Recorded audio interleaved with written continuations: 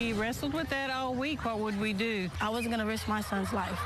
Parents all over the area forced to make a tough and very personal decision today whether to send their children to school or keep them home. Now, thankfully, nothing happened, and that threat of mass violence, which was emailed to a school district over the weekend, put all elementary schools on high alert, but in the end, it turns out it was an empty threat. Thank goodness. Still, though, a lot of children were absent today, which means the threat ended up costing schools a whole lot of money. News 4 troubleshooter EMILY BAUCUM found out how the decision to keep kids home will end up costing you.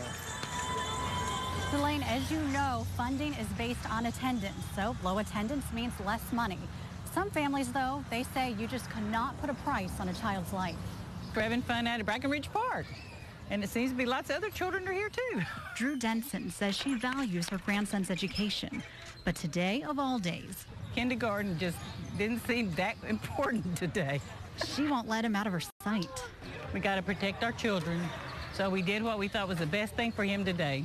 The 5-year-old is too young to grasp that security threat that kept him out of school, but attendance rates show he was not the only one who stayed home. Just 56% of students showed up at Harlandale schools, 57% at Northside schools, 63% in the Northeast District, and in the San Antonio District, 66%, where the school spokesperson says that's significantly lower than the average attendance. If you compare it to this time last year, the day after testing before Battle of the Flowers was at 95%. Because funding is based on attendance, today's security threat cost taxpayers an estimated $300,000 in the Northeast District, $500,000 in the San Antonio District, and a whopping $1.4 million for the Northside District.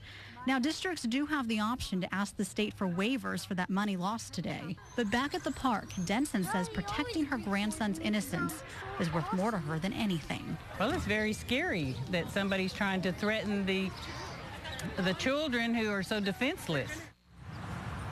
Police tell us they're still working to track down the person behind the security threat, although Police Chief McManus would not elaborate on the progress of that investigation. But the person who did it would face charges of making a terroristic threat. Reporting live downtown, I'm News 4 troubleshooter EMILY BAUCUM. Right, EMILY, thank you. Now,